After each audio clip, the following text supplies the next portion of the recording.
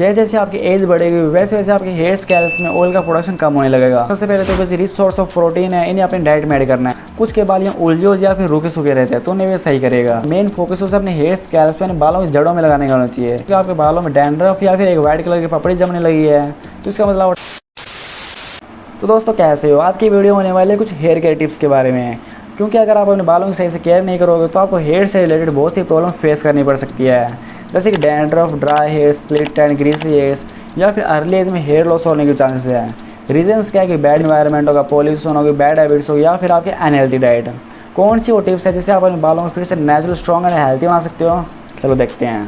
सबसे पहले तो किसी भी हेयर प्रोडक्ट को यूज़ करने से पहले आपको अपना हेयर टाइप जरूर से पता होना चाहिए। कैसे पता करें कौन सा हेयर टाइप है, चलो देखते हैं। पहला है ड्राई हेयर्स। आपकी जो फेस यानी चेहरे की स्किन है उस पर ऑयल काफ़ी कम या बिल्कुल ड्राई स्किन है तो इसका मतलब आपका जो हेयर टाइप है वो भी ड्राई है। इस हेयर टाइप में जो आपके बाल होंगे वो बिल्कुल रफ एंड ड्राई होंगे, स्प्लिट एंड्स एंड दो मुँहे बाल होंगे, hair loss and hair breakage जैसी कॉमन प्रॉब्लम आपको इस हेयर टाइप में देखने को मिलेगी। अब इनकी केयर कैसे करनी है, सबसे पहले आपको अपने हेयर ऑयल को ज़्यादा गर्म नहीं, हल्का सा गुनगुना करके उससे अपने बालों में जेंटली मसाज करनी है। अब जेंटल पे इतना फोकस क्यों है कि लड़कों को अपने हाथों पे कंट्रोल नहीं रहता। अब हेयर वॉश के बाद आपको ज़्यादा जल्दी नहीं करनी, कम से कम 2 मिनट्स तक कंडीशनर को अपने बालों में रहने देना है। फ्लैट आयरन होगा, हेयर ड्रायर होगा, जैसे हीटिंग प्रोडक्ट को अपने बालों से बिल्कुल दूर रखना है क्योंकि आपके हेयर्स पहले से काफ़ी ज़्यादा ड्राई है। उनमें और 8 बार से अप्लाई करोगे तो मतलब hair loss and hair breakage जैसी कॉमन प्रॉब्लम आपको देखने को मिल सकती है। अगला ऑयली हेयर टाइप। कैसे पता करें, सेम वही तरीका। अगर जो आपकी फेस स्किन है वो ऑयली है तो इसका मतलब जो हेयर टाइप है वो भी ऑयली है। इसमें भी आपको बाकी हेयर टाइप की तरह कुछ साइंस देखने को मिलेंगे जिससे आप कंफर्म कर सकते हो कि हाँ ये ऑयली हेयर टाइप है। पहला तो जो आपके बाल होंगे वो मोस्ट ऑफ द टाइम बिल्कुल डल एंड बेजान दिखाई देंगे। बेजान मतलब उनमें बिल्कुल वॉल्यूम नहीं होगी, यूँ बिखरे बिखरे रहेंगे। दूसरा कि आप चाहे कितना भी शैम्पू यूज़ कर लो, 1 से 2 दिन बाद आपके बाल फिर से बेजान है, रूखे रूखे दिखने लगेंगे। अब इनकी केयर कैसे करनी है, आपके बालों में जो एक्स्ट्रा ऑयल है उसे निकालने के लिए आपको रेगुलर बेसिस पे हेयर वॉश करना है। बालों के साथ आपकी जो स्किन है वो भी ऑयली है तो इसलिए आपको ध्यान रखना है कि आप अपने बालों में ज़्यादा टच ना करो। अब ऑयली हेयर टाइप मतलब हेयर मसाज तो करनी नहीं है, साथ ही हेयर वॉश के लिए आपको सिर्फ ठंडे पानी का यूज़ करना है। इससे क्या होगा कि आपकी स्किन पर जो सीबम या नेचुरल ऑयल है उसका प्रोडक्शन कम होगा। अब अगर नॉर्मल हेयर टाइप है तो कैसे पता करें, सेम वही तरीका। अगर आपकी फेस की स्किन पे ज़्यादा ऑयल नहीं है, बिल्कुल ड्राई भी नहीं है, मेंटेन है तो इसका मतलब आपका जो हेयर टाइप है वो नॉर्मल है। अब नॉर्मल यानी बिल्कुल बैलेंस हेयर टाइप तो बेनिफिट्स क्या है कि हेयर लॉस हो गया, हेयर डैमेज हो गया and other hair related issues आपको इस हेयर टाइप में कम से कम देखने को मिलेंगे। अब इनकी केयर कैसे करनी है, सबसे पहले तो किसी रिच सोर्स ऑफ प्रोटीन है, इन्हें अपनी डाइट में ऐड करना है। दूसरा क्या है कि शैम्पू या हेयर केयर प्रोडक्ट्स हो गए उनमें सल्फेट या फिर इन सभी में से कोई भी इंग्रेडिएंट नहीं होना चाहिए। तीसरा क्या कि चाहे कोई भी हेयर टाइप हो, नॉर्मल, ड्राई या फिर ऑयली, आपको हेयर वॉश के बाद कंडीशनर जरूर से अप्लाई करना है। अब कितनी बार हेयर वॉश करना है जो कि डिपेंड करता है आपके हेयर टाइप पे है।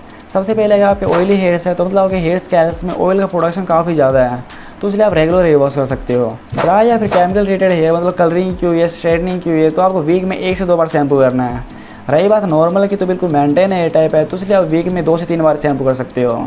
एक बात तो जो आपको याद रखना है कि जैसे जैसे आपकी एज बढ़ेगी वैसे वैसे आपके हेयर स्कैल्स में ऑयल का प्रोडक्शन कम होने लगेगा तो उसके अकॉर्डिंग आपको शैम्पू करना भी कम करना होगा।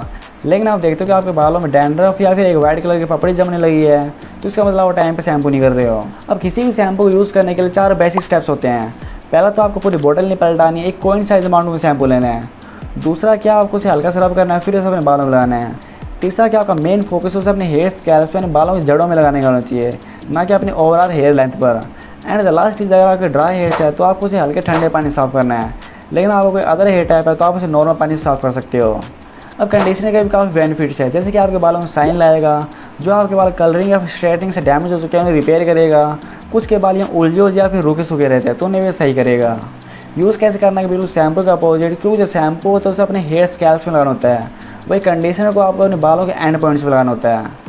बात करते हैं कुछ मिस्टेक्स की जिनसे आपको बिल्कुल दूर रहना है ताकि आपके बाल हेल्दी रहें, स्ट्रॉन्गर रहे और लंबे समय तक आपके साथ निभाएं। सबसे पहले तो आपको अपने दिमाग में फिक्स कर लेना है कि जो आपके बाल है उन्हें कुछ इस तरह से रफली बिल्कुल ड्राई नहीं कर रहा। एक टॉवल लेना है और उससे अपने बालों में कुछ इस तरह से हल्का डैब डैब करना है। दूसरा है हीट प्रोटेक्टेंट, जैसे कि आप अपनी स्किन को हार्मफुल सनराइज से बचाने के लिए सनस्क्रीन का यूज़ करते हो, वैसे एक हीट प्रोटेक्टेंट आपके बालों को ड्रायर की उसे एक्सट्रीम गर्म हवा से बचाने के लिए यूज़ होता है। तीसरा कि आप रेगुलर बेसिस पे कंडीशनर का यूज़ कर रहे हो लेकिन इसके बाद भी आपके बाल उतने ही रफ, उतने ही ड्राई हैं, ज़्यादा अच्छे रिजल्ट्स देखने को नहीं मिल रहे तो आपको क्या करना है कि अपने नॉर्मल कंडीशनर को हटाना है और एक डीप कंडीशनर लाना है। एज़ कम्पेयर टू नॉर्मल इसमें ज़्यादा अमाउंट में इंग्रेडिएंट्स होते हैं जो आपके बालों को ज़्यादा अच्छे से नरिश करने में हेल्प करेंगे।